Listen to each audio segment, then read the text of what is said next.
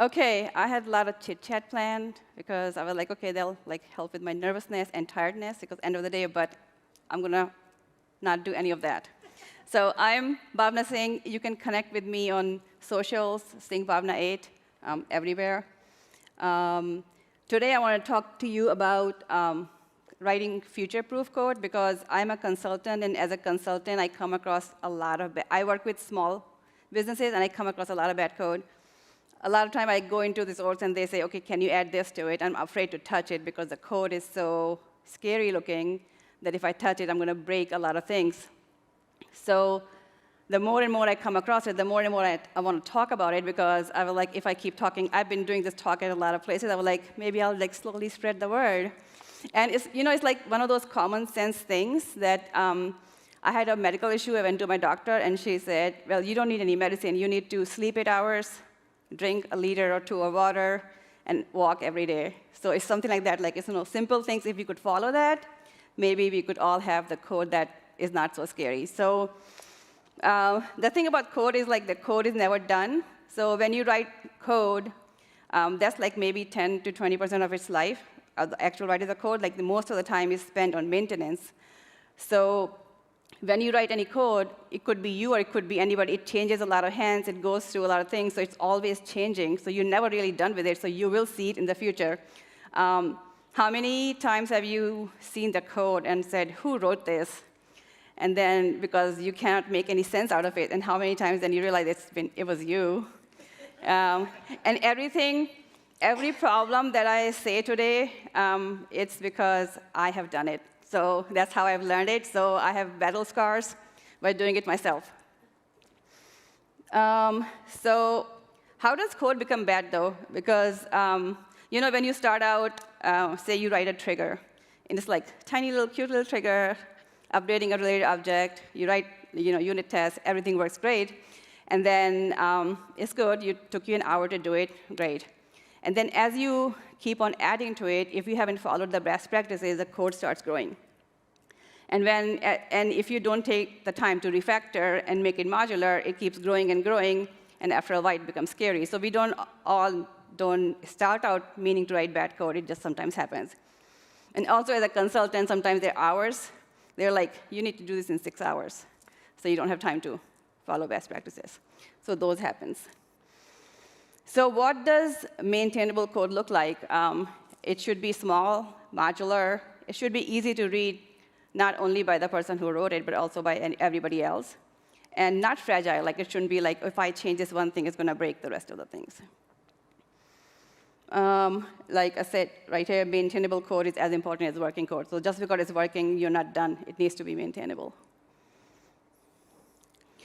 So keeping it small, I'm just going to, the basics I was talking about, so keep it small. So small methods and small classes, and here I have an example. So if you have a code that looks like this, it's very hard to read even here because it's blurry. But even if it wasn't blurry, it's kind of hard to read because it's long. You have to see. It's trying to do a lot of things, and it's not maintainable. But what if you changed it? And so the handle before update is the same big code, but now it's just calling. And you can almost read it like English. Oh, it's going to add error for this, or it's going to handle field changes. It's going to set category. And then those things are also small modular methods that are also easy to maintain. So instead of this, do more of this. Keep it small. Keep everything small. Single responsibility. So here's a class. And it looks pretty innocent. It's a customer class. It is doing 3 things. It's going to enroll a customer in loyalty. It's going to calculate something, and it's going to email the customer.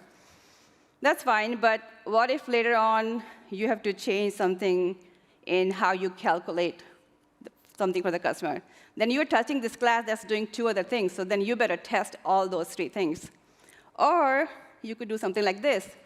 You could create 3 classes that do their own one thing. And then if you need to then change something that calculates the loyalty, then you can just change that class. And you're not afraid of breaking things in all the other classes. I have seen code where everything is public, which is OK sometimes because sometimes maybe you're the only one writing the code. But the moment you make anything public, anybody can call it, and you lose the right to change it, because now it's public. So rule is only what you need to expose to others should be public, but any of the internal workings should be private. For example, here's a class. It's the address validator, and maybe it calls 3 other methods, say, is the street valid, is the city valid, is the postal code valid? And what if all of them were public? Then somebody might say, oh, I only need to verify if the postal code is valid, so they start calling that method. But then you realize, then later on you change your requirements, and you say, no, I'm going to call a postal, maybe your postal services have a service that you can call to validate. So you want to change it, but now you can't delete those methods because now somebody else is calling it. So don't expose it to people unless you really mean to. And if you do need those 3 functionalities, then put them someplace else in a helper class. But don't make them public unless you mean to. Naming, I don't know. I'm not sure if I'm the only one who obsesses. Sometimes I even go for a walk. I don't know what to call this class. Handler, doer, enroller, right? But it's really important to name it. It's like naming your child, right? It needs to be a good one. So what's wrong with this method? It's saying update rating on accounts. It's updating accounts.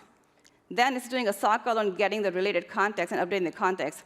So if in my code someplace else I'm reading update rating on accounts, I know it's updating the accounts. I don't realize as a side effect it's also updating the context. That's wrong. So you could do this. You could have a long name. You could say update rating on accounts and their context. So now you know exactly what it's doing. Or I prefer to do something like this. I prefer to call a method update ratings and then do it separately.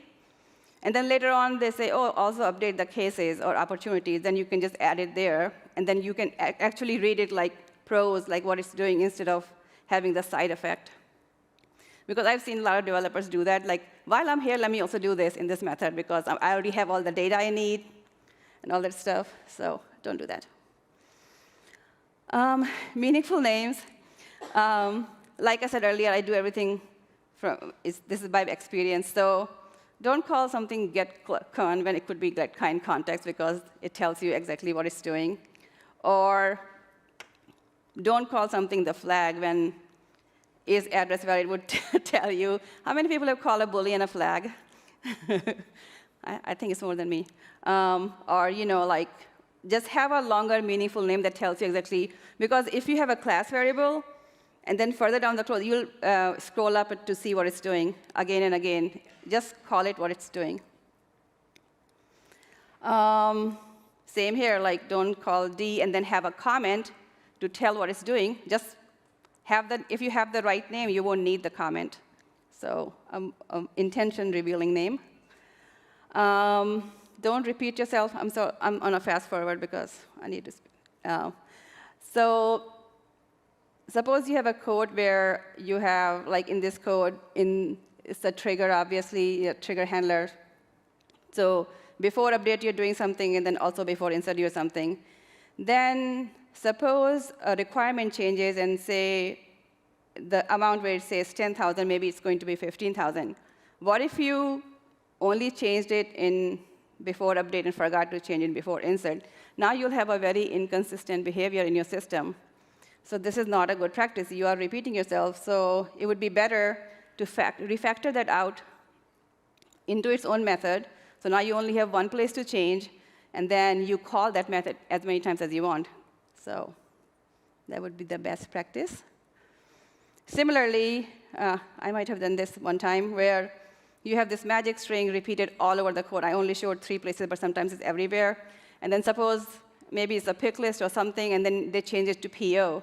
And then you go and try to change it everywhere in your code, but then you forgot a few. And this is a very dangerous kind of thing, because it's a string compare, so it'll still be a valid code. It would just not execute what's in the curly braces. So have it in one place and then use it everywhere. This actually happened to me. One of my clients wanted the date display requirement to be just, like I show at top 5 May, so I had this string to format it. And then I changed it, and then they were like, well, it's still showing up someplace in the old format. Well, no, they had it like this, and then they wanted me to change it to be consistent with the 2 digits.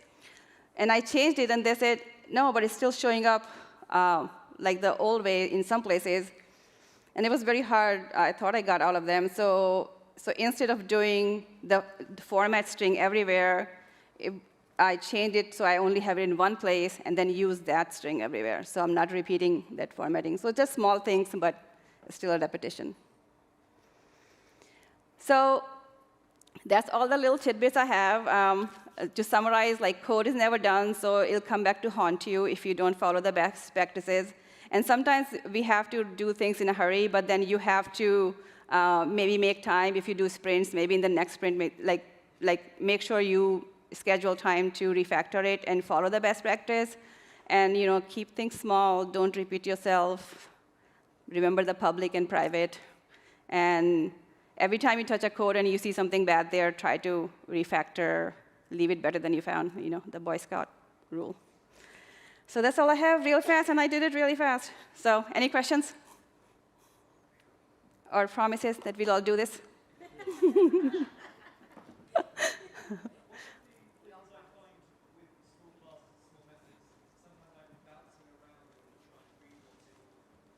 Right, yeah.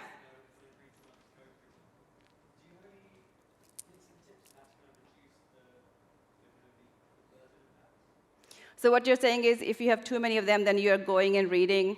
So yeah, there's, I guess, no way around it. So if you have good test coverage, then you have so the name of the method would tell you what it does. And you have test coverage, and then you're not touching it anymore, so you know it works. And then it should sort of tell you what exactly it's doing. So you shouldn't have to always be going. I have the same issue with flows, actually, where I have to open a flow and click on each box to see what it's doing. But still, there's no good way around it.